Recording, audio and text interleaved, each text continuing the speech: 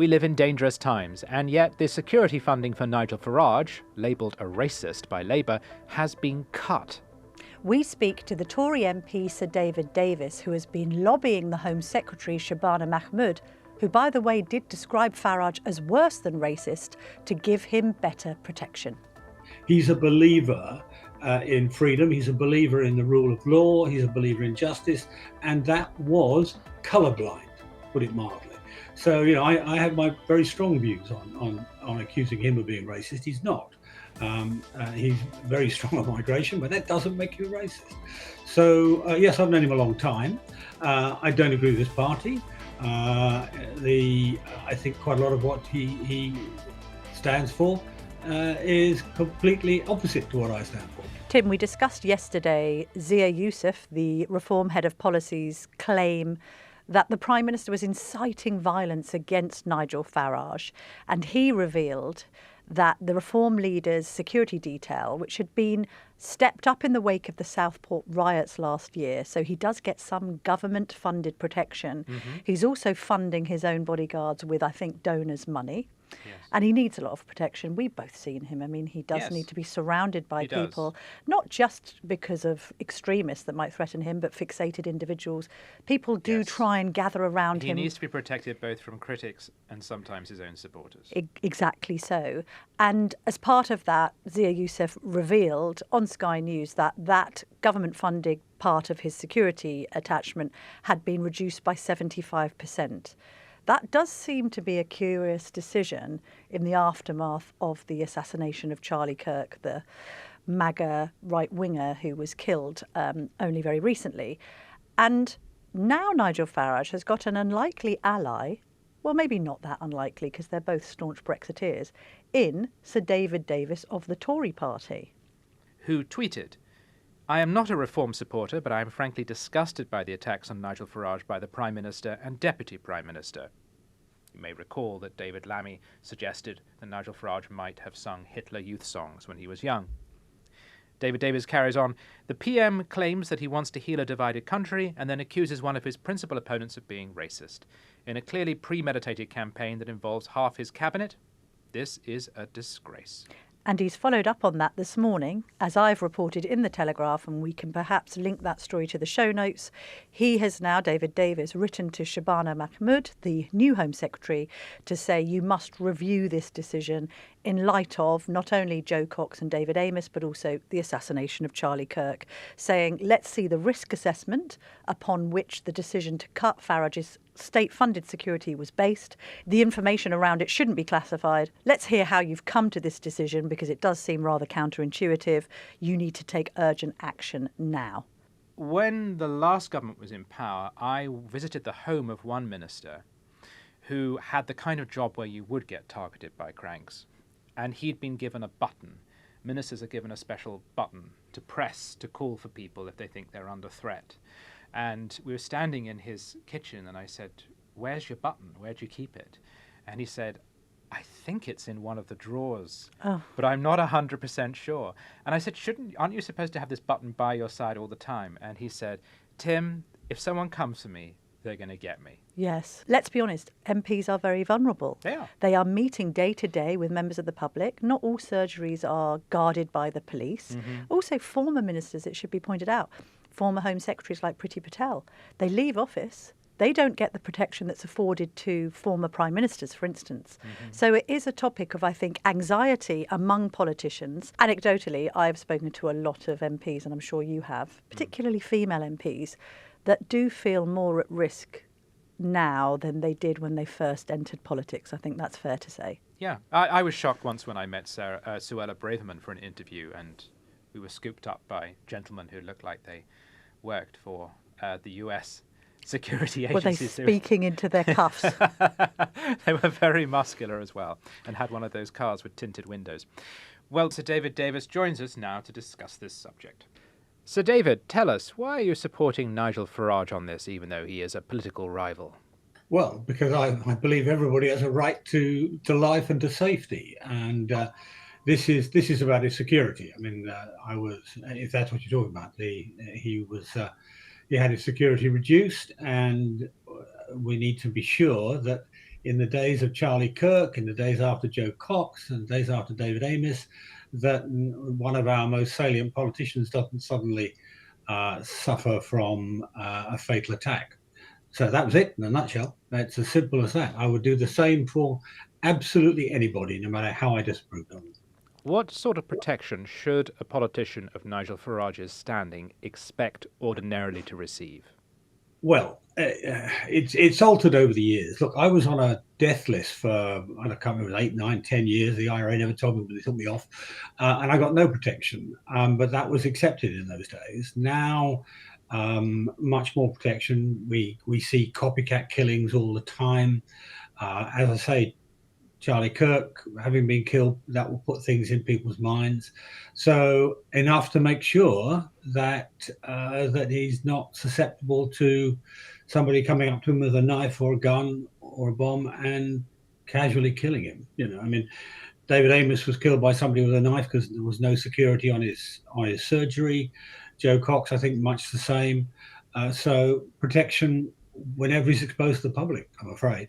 Do you think that Nigel Farage should be a special case because he is so recognisable, and in light of the rhetoric that we've heard from Labour lately? And let's get onto that in a minute, but just on that recognisability factor, David. Well, I think you have to, I mean, look, you can only spend so much money on these things, but you have to measure what you do in terms of protection against the size of the risk. Now, somebody who's completely unknown will be at less risk than somebody who is greatly salient. Somebody who is very controversial will be at more risk than somebody who is comparatively mild-mannered, shall we say. So I would assess, for example, Farage's risk as greater than mine, because he's much more of a controversialist than I am. So that's what you have to judge it on. It's independent of politics. It's independent of their views. It's independent of their rank. In my view, I mean, we don't actually behave that way normally, because we give the Prime Minister and the Home Secretary and the Chancellor much higher levels of protection than we give other people. But generally, it should just relate to the risk. If they're seriously at risk of being attacked or murdered, then they should get serious protection. And do you think that the level of risk that Nigel Farage faces might have gone up following Labour's conference and some of the language used about him? Well, it might have done. That wouldn't be my primary driver, frankly. But it might have done somewhat, because it heightens the controversy. Calling somebody a racist will make some people think, oh, it's legitimate to attack them. I mean, wrongly, but that's what it might do. So yes, it could have some effect, but that's not the primary driver in my view. The primary driver is what the general risk is, and in his case, that's a function of the fact he's a very, very high-profile politician. We're living in very febrile times. As we're recording this, new information is emerging about this horrendous attack on a synagogue in Manchester on Yom Kippur. We don't have all the details to hand yet, but clearly the police are investigating it as a terror attack. We've witnessed different scenes, haven't we, over the course of the summer? People legitimately protesting, people marching because they don't think their voices are being heard in Parliament on various issues, including mass immigration. And then we do have what seems to be particularly vitriolic language being used by parliamentarians on both left and right. I mean, maybe it does hark back to the Brexit days, David, where you were a target for abuse because you were the Brexit secretary trying to secure a deal for our exit from the EU. Do ministers and MPs have to mind their language a bit more? This casualisation of throwing around the words fascist, far right, racist, even suggesting Hitler sympathising. It's tricky, isn't it? Well, look, I criticised in the last few days on Twitter. I criticised Starmer for using and what's more, not just him, but in what was clearly a premeditated plan, getting half the cabinet to call Farage a racist. In my view, that's unnecessary, counterproductive, uncivilized, beyond normal debate. I mean, you pick your adjective. It's wrong. It's simply wrong. And one of the problems we have today, I've watched over the course of my parliamentary career, the ability to debate reduce because people are now separating into echo chambers, if you like. And the social media has a part in it. But when you attack people in those virulent terms, you destroy the ability to debate. You destroy the ability to engage. I mean, how on earth are you going to talk to somebody logically about how we actually prevent illegal immigration if you are calling them racist every time they disagree with you? And I'm afraid you're right. It's a bad habit. It's always been, frankly, a worse habit on the left than on the right. So people who are, how can I say, just a touch sanctimonious and self-righteous about these things. But it is dangerous. It's dangerous to debate. It's dangerous to society. Eventually, it becomes dangerous to individuals. The right does do it too, Sir David. And do you feel, as I feel, that we've got to a point in political rhetoric where we are suggesting that if my opponent wins, it's the end of something, the end of democracy, the end of freedom, etc., etc. And this raises the stakes in politics to a degree that almost encourages violence. Because if you are saying Nigel Farage, when Nigel Farage was young, he sang Hitler Youth songs. Nigel Farage wants to take us down a dark path. Nigel Farage may well be a fascist. If Nigel Farage wins, this country will never be the same again. If that is the case, aren't some crazy people going to logically infer that this man must be stopped? Well, apart from the fact I'd remove the word logically from it, yes. I mean, that by their crazy logic, I mean, not by normal logic. It's not logical at all, but people will feel facilitated by, ferocity of language can lead to ferocity of behavior. There's no doubt in that. And yes, I agree.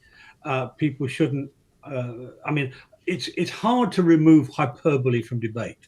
I'm talking to two journalists on a very eminent and respectable newspaper, but there are newspapers that like to write headlines that are don't quite necessarily reflect the reality. It's something that's happened in our society more today than ever before. I mean, and as I say, social media makes it worse, and it's generally speaking a bad thing. I mean, I make a point, frankly, of trying to bridge the gap with other people in other political parties, whether it's, I don't know, Alex Salmond or Alistair Campbell or whoever. That's not just because I'm a nice, friendly chap. It's because I think actually speaking to your opponent and listening to your opponent is an important part of what makes democracy work. But we do learn from each other. People do move. I mean, if you looked at, let's say, Tony Blair's era in office, it was something that was created by him learning from the Thatcher years, right? Now, if you can't learn from each other, democracy fails. If you can't engage in constructive debate, democracy fails. And if democracy fails, the country doesn't go forward. People are worse off. So virulent debate in terms of being insulting to people, alleging that they're evil in some way, there is more than counterproductive, it's destructive. I mean, you've reached out to support Nigel Farage, which some might find surprising because the Conservatives and Reform are fighting over the same voters. Are you quite good friends with him behind the scenes, Sir David? Oh, yeah, I've known Nigel for a very long time. I mean, it's quite interesting in terms of the racist argument. I first really got to know him when I was having a battle with Blair over 90 days. And then over 48 days. This is about detention. Detention without charge, including my by-election over it, right? And we basically saw them off. Now, the principal people who would be hurt by 90 days detention without charge and 48 days detention without charge would have been people who came from the Muslim community, friends, neighbours, people in the same community as the people who were actually terrorists, the ones who weren't. And they would have got swept up. And it was very interesting when I did those campaigns. There were huge meetings with Muslims in West Yorkshire and Lancashire where they were supportive of what I was doing. Now, the person who was most supportive of me in that campaign was one relatively unknown, Nigel Farage at the time. He's a believer in freedom. He's a believer in the rule of law. He's a believer in justice, and that was colorblind, put it mildly. So, I have my very strong views on accusing him of being racist. He's not. He's very strong on migration, but that doesn't make you a racist. So, yes, I've known him a long time. I don't agree with this party. I think quite a lot of what he stands for is completely opposite to what I stand for. But it doesn't mean I don't talk to him any more than I don't talk to any number of Labour members of Parliament. I suspect Nigel would say that detention without trial is un-British, and I think he probably feels the same way about ID cards. And we do want to ask you about that, because that was a big issue under Blair. You opposed them. Now they're coming back for people who wish to apply for a job, although it seems like we'll all have to have them, and they'll be digital rather than physical. Do any of those caveats reassure you? Have you changed your mind? Because the argument for those who are saying we must have them is, look, the world's moved on. We all have to keep showing our ID. What's the big deal? Not remotely. I mean, it's interesting. As we sit here, the parliamentary petition is something like 2.75 million people signed up already in about 5 or 6 days. I mean, it's the most incredible take-off. The polling, of course, before Starmer raised the idea that it might happen was in favour of ID cards. Now it's dramatically against. There's been a dramatic change. This is almost the same as what happened under Blair. As you say, I was almost the sole opponent at one point of ID cards under Blair, and he had 80% in favour. By the time we'd finished the argument, it was 70% against. People realised what it really meant. And there are so many things wrong with this that it's almost hard to know where to start. He said it's to do with illegal immigration. It's not going to make the slightest difference to illegal immigration. I'm astonished he doesn't know that as it stands, employers have to tell the authorities who they're employing. How on earth do you think your taxes are collected? You have national insurance cards. There's an e-visa for legal migrants and so on. So that already exists. And the idea that, I don't know, somebody working in the black economy paying his workers less than the minimum wage in cash is suddenly going to report himself to the state. I don't think so. It's not going to work. In fact, it might even increase the size of the black economy. So that's not going to work. It's going to give huge power to the state and inappropriate power. And we know the state misuses power. We saw whether it's under Blair when you're both of you too young to remember. There was a lady called Rose Addis whose medical data was used as part of a spin against her and her family, put out by Number 10 under Blair. You'll remember, you are young enough to remember the COVID, the misuses of power under COVID, whether it's surveilling people while they're walking their dogs, or whether it's listing people like me with secret surveillance agencies because I don't agree with the idea of all these lockdowns. I mean, that the state will use the power it's given way beyond the reason it's given that power. We see it time and time again. States use power when they're under pressure, and they often use it to the disadvantage of individuals. And then the last reason is, what we're talking about, what he's actually talking about is giving a single password for all of our data, whether it's tax or health or whatever else. Well, he was advised by, I've got the documentation to show that he was advised by his own experts that this would be, quotes, a honeypot for criminals, foreign states, you name it, people who want to access our data and make use of it for blackmail or whatever. And so he had that advice. He's surrounded by things like the M&S blackmail data heist, the co-op. He's just signed over £1.6 billion to Jaguar Land Rover because of another data attack. So it's extraordinary, that they believe somehow that, when every big tech company in California has lost hundreds of millions of pieces of data to would-be blackmailers and the like, that somehow Whitehall is going to be able to prevent that happening. And this is a strategic move which will put all of your data, every piece of data the state holds on you, at risk. And it will mean someone like China or Russia or Iran can get it, as well as blackmailers. So, really, it's a bonkers idea. And what's interesting, they expected young people to be in favor of this, old people not to be sure, young people to be in favor, because young people used to be handling the internet and used to sharing their data.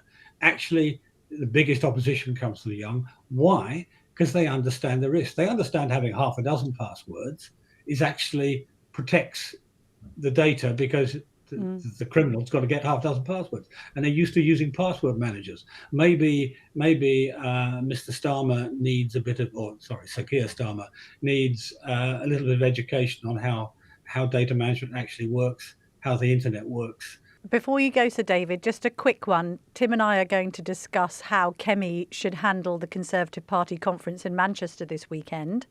You are a staunch supporter of the Leader of the Opposition. If you had 3 pieces of advice, what would they be? Don't make Starmer's mistake and obsess about Farage. We're 3 years or so away from an election. Secondly, focus on the things where we have some strong credibility, mostly the economy. The country knows that unless you get the economy right, everything else goes to hell in a handcart. We are the ones who can fix the economy. Nobody else can do that. And once you've established that, then start talking about real policies for education, healthcare, welfare, transport, technology, growth, education, all of those things, because that's, at the end of the day, in 4 years' time, if we're still talking about immigration, everybody's in trouble. The entire political centre is in trouble. In 4 years' time, we'll be talking about the things that matter to every family, looking after their kids, looking after their parents, having money to take home, enough money to take home and earn their way. So focus on the real things, not on the short term. Focus on what people really want, not about what Mr. Farage wants to talk about. Sir David Davis, thank you for calling the Telegraph eminent and respectable, which is not hyperbole. Thank you very much. My pleasure. With the Nigel factor still in mind, coming up next, we're going to be discussing Kemi's make or break crunch conference and whether she should avoid using the F word. Tim, another joyous journey beckons up the Avanti West Coast main line for us this weekend. Hey. If the trains are running on time. I know there's some problem at Stockport and you may need to walk from there to Manchester city centre, I'm afraid. This is the paradox at the heart of the Labour project. They want to make us love a country that every day gets a little less lovely. Yes, that's right. Although I'm hoping my train journey will be better than the last one when I embarked at Watford Junction and a teenage girl vomited right in front of me. But Kemi Badenoch and conference is quite the conundrum, isn't it? Yes. Does she... I thought the conundrum was going to be to go or not to go. To go or not to go? To bother or not? That is the question. That is the question. Clearly, please God, she has learnt the lesson from Liverpool and she isn't going to make this conference all about Nigel Farage, is she? I mean, just leaning into what Sir David just said. Don't mention the bloke. It's very difficult, isn't it? Because the Tories are competing not right now to be the next government. They're competing to be the next opposition. Yes. And that's so such therefore, a good way of putting it. They have to make an argument that distinguishes them from reform. And to a lesser extent, the Lib Dems, who are snapping at their heels as well and are going for the blue wall. That was the message of the Lib Dem conference. So how do they say to the public, you need to vote for us because we're the only credible party of opposition, without mentioning the current party of opposition that everyone's flirting with? Yes, even though they're not really. There are only 5 MPs, or 4 or 5. How many are there now? I can't remember. For reform. And that's what irritates the Tories, of course. And so there is a big debate within media and Westminster circles of, are we all talking about reform too much? I went to a BBC dinner last week, and it was the subject. Your moral, you can take the man out of the moral maze. Yeah, well, But the subject of conversation was, are we mentioning reform too much? It's something which really concerns. Yes. And the BBC is always being accused by the Lib Dems and Labour of talking up reform. On the other hand, Reform is at 30% of the polls. It's a chicken and egg situation. Are they there because we keep talking about them? Well, the Labour government keeps on talking about Reform. But this is the thing. This is my comeback to those people. Is it's not the media creating a phenomenon. It's politicians who keep talking about them. And so the Tories are gathering. I think they do have to address this, but they have to do it in a subtle way that doesn't make Labour's mistake of actually just talking only about reform. Yes. So that the one thing I can remember about the Labour conference is that they think Nigel Farage was married to Himmler or something. Yeah, something like that. Yes. And once so they've got flirted with Eva Braun. They've got to leave us going away thinking, well, I can see the distinct message of the Tories, and I think it's better than reforms, so I'll go with them, without talking too much about reform. I think that Sir David was right there to basically concede that they've lost the argument on immigration and they're never going to be able to win it back. It's interesting, isn't it? I mean, they're going to be because banging Sir David's on. a proper Tory. He's a proper Tory. He's not saying it from a wet point of view. No. I don't think we should talk about No, it because it's all I to like courts. Because we must obey international law. Yes.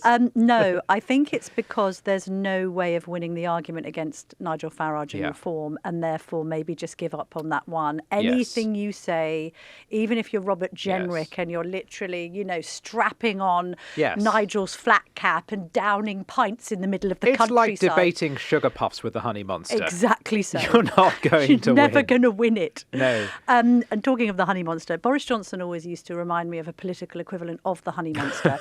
If the honey monster was a person and a politician, it would have been Boris sort of rampaging across the red wall with his unique brand of sort of sugary politics. And so they can't win that argument. Boris is banging on about how proud he is as the Boris wave. Robert Jenrick's there pretending that he wasn't immigration minister when all of this was going on. Yes, Kemi personally is distanced from this, but not enough. So they can't win any arguments credibly on that ground. They're going to be wanging on again about Lord Wolfson's study into the ECHR and we must make considered decisions. Yes. That is why, by the way, the front of the Telegraph story today about her just ripping up the Climate Change Act is interesting because at least it's decisive. Yes. We're not having any of this. We need to have a forum to discuss this for the next year because the election is 3 years out and therefore we can do some really big thinking on green issues. She's just gone, no, I've already said we're abandoning net zero because it was, again, a nutty Boris idea. Yes. And now I'm going to go one step further and be quite reformian in my desire to just tear up legislation. Yes. It's quite good politics, isn't it? It is. They're also going to have to, by the way, manoeuvre their way around holding a conference in a city that's just been attacked. Yes. So I think security issues are going to come up. Yeah. Israel and Gaza are going to be debated, I suspect. Yeah, but at least that's one thing you can't accuse the Conservatives of, No. abandoning the Jewish community in this country. No. I mean, No. they've got to be very, very, very careful here not to seem too politically opportunist. That is true. In linking this in any way to recognising Palestine, Yes. even though many people commenting on this evolving news story are attributing blame to the Labour government. Yes. The Conservatives don't want to look like they're cashing in. No, they don't. For political capital on a tragedy. They don't. But the Conservatives are in a difficult place right now where they're trying to remember what they're for. And I think showing solidarity with the Jewish community of Manchester is one means of doing that. Yes. That the Tories do believe in freedom rooted in order. Yeah. They do want a colourblind country. They don't like the politics of identity and of setting communities against each other. And they are naturally sympathetic to Israel's right to defend its citizens and define its borders. Yes. So there's something, all of that kind of, I can see Manchester being mentioned quite a bit. Fair enough. To be fair, when we talk about, who would now vote for the Conservatives, it's a very small pocket, and Manchester is home to the largest population of Jews outside of London. Yes. If you were a Jewish righty, you'd be more inclined to stick with the Conservatives, arguably, perhaps, than vote for reform. The other maybe slight glimmer of hope they have, and we've discussed this before, is I think polling, at least internally from what I've heard, is showing Badenoch that despite the Liz Truss mini budget, they are trusted on the economy still. Mm-hmm. And it's quite good that Liz Truss has soaked up. She's been a sponge Yes. for all the allegations of economic incompetence. It's overshadowed, by the way, quite legitimate and serious concerns about how badly Rishi Sunak mismanaged COVID Yes. in terms of causing a huge debt mountain to form Yes. and giving COVID loans to, fantasists, frankly. And let's not even get into Michelle Mone and her former husband. In the same way that we're in the mess we are in with migration because of Tory governments, we're in Yes. the mess we are in with debt because of Tory governments. But somehow they're pinning it all on Liz Truss. And so actually, comparatively, Kemi Badenoch seems quite a clean skin. It helps. She yes. might wanted to have referred back to Labour conference and said, did anyone hear anything on the economy from No. Keir Starmer? No. Nothing. No. We barely heard anything from Rachel Reeves, who kept on banging on about steelworkers. Yeah. Well, in the same way that his message, at one point, he talked about this as a country where the government leaves you alone and wants to introduce the ID card. In the same way, he stressed that it's in Labour's DNA to be fiscally disciplined. But the few things he said about the economy were giveaways, Yes. like the breakfast clubs and the libraries in Yes. primary schools. And it's This is difficult to oppose those things, but there's a contradiction there. I agree with Can you. I just say something? This is a government that wants to leave you alone and brush your children's teeth. And probably, in a weird way, kind of watch it on a CCTV camera to make sure it's being done correctly. Exactly. But you're right. There is this tiny crack in the fence through which a little bit of sunlight is coming through, which is the issue of the economy. And Sir David Davis mentioned it when we interviewed him. And the thinking is, we're 3 years away. People actually vote on the economy.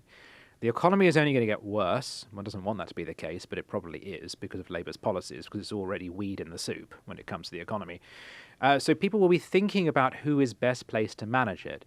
And part of reform's problem is as it gains definition, it looks on economics less and less like a Conservative party. Yes. It looks more and more, we're both thinking of Matthew Syed's excellent article in The Times. Yeah. I know it's a different newspaper, but I think we should mention it. It was very good. This is Yes. a renowned liberal columnist who has joined the Conservative Party against the tide because, as he said, the real issue is debt. The real issue is spending, and that successive governments have governed like people's democracies in East Europe for the Yes. last 20 years and have left us with this debt mountain that defines everything. It is the Yeah. terror of default that now drives all government policy. And reform, as Matthew argues, is actually socialism on steroids. Yes, having said that, they do want to spend like drunken sailors, and they don't have many cogent figures right now to back up how they're going to afford it beyond sort of slightly nebulous promises about how much cutting immigration is going to increase growth in this country. The premise is correct, but there aren't any cogent figures. The Centre for Policy Studies then has to debunk the 234 billion figure they put on the indefinite leave to remain. Well, because reform savings come from abolishing DEI and diversity programs and kicking foreigners out. Yeah. That's its But it's so far version. unquantifiable. Right. And the other thing is... And also, by the way, the kicking foreigners out will have an economic impact. Sure. I'm sympathetic towards it, but let's not fool ourselves here. I It will just affect don't know growth. whether the criticism that they are socialists washes. It's almost as Well, lacking they want to in... nationalise steel. I know they do, but everyone thinks they're righties, and therefore is that the Yes. right word? It's lacking credibility, Yes. as Starmer suggesting that Farage doesn't love Britain. Yes. I think they should say that they're profligate. I think they say Yes. that they want to spend too much, and then Yes. they should also point to Farage, despite coming up with the idea, however many years ago, now wanting to scrap the two-child benefit cap. They just need to say, at the end of the day, Reform want to spend like drunken sailors, and they have got no solutions to the welfare problem, the welfare Yes. bill problem. In fact, they want benefits to go up for people who have multiple children. Yes, but as things generally get worse, both the economy and also society, because there's so many tensions, riots, stabbings, etc. There is a hope among Conservatives that that's actually the moment at which conservatism has this historical role to play of the sensible people who come in and clear everything up. And will people want more chaos and celebrity in 3 years' time, or will they want a careful pair of hands? The problem is, this is what Kemi's team argues, You have to ride out the next 1 to 2 years Yes. of the Tories being at 2% in the polls, give or Yes. take 3%, right? You just have to accept. They're actually at about 14 at the Right, lowest but they have estimate. to. Yeah, I know, but I'm making a defense for them Yeah. here. It is that, yeah, everyone hates us. We know they hate us. We just need to hold our nerve, not go balmy, stick And to not our replace principles. the bloody leader. Not replace the leader. And then in 2 or 3 years' time, the public might, as they have historically done, gone, oh, I hate the Tories, but I'll give them a second chance. Yes. It worked for David Cameron. No one liked the Tories in 2010. They couldn't even win a majority, but he still slipped back into government because, oh, we'll give him a second chance. Yes. And Michael Crick made this argument yesterday.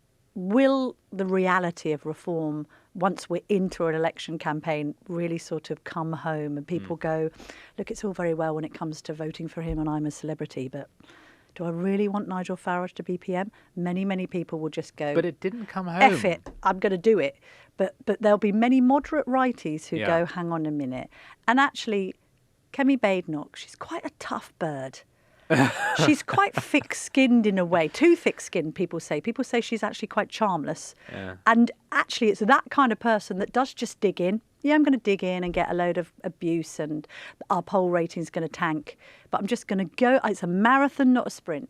And I Yes, think she's yes. got the energy for that. Yes. The only thing I'd say against that is people thought, oh, people will eventually give up on Trump. And they elected him twice. Yes. They thought everyone can see Brexit's going to impoverish us. Yes. And they voted for it. So Yeah. it might just be that we're at a civilizational stage in the West where people vote for things that in the past 100 years we told ourselves they'll never vote for. Should she mention Farage? No, I don't think she should do what Labour did, which is mention him by name and attack him personally. However, I think she should calibrate what she puts across to provide a clear contrast to reform. Yes. If she attacks anyone, it should be Starmer. She doesn't need to waste much time on Yes. Nigel Farage, with whom many of her own voters agree. Yes. There's enough material, as in 40 hours, there's enough material there for a whole conference. And I mean the Prime Minister's various failings. Yes. She could absolutely go for him. Yes. We all know that if it wasn't for reform, the Tories would be doing quite well. It's so tedious. I mean, how many times one has to say it in every discussion, but this is the abiding quality of politics in 2025. The centre-right is split. The country has become more right-wing under Tory governments, in part because Tory governments govern in a left-wing way, which has driven Yeah. people to the right. But people have become more right-wing, especially on immigration, I suspect increasingly on things like welfare, at the same time as the right is split. So it is the left that slips into government. But actually, really, she is where most of the voters are. So we're going to Manchester. We've got a whole festival of Toriness to come because We we're going to do. be interviewing Robert Jenrick, which I'm not sure Kemi Badenoch will be particularly happy about, but we're going to do that on the Monday. We're going to be talking to all sorts of different MPs. You and I are going to be opining the state of things in the land of Oasis.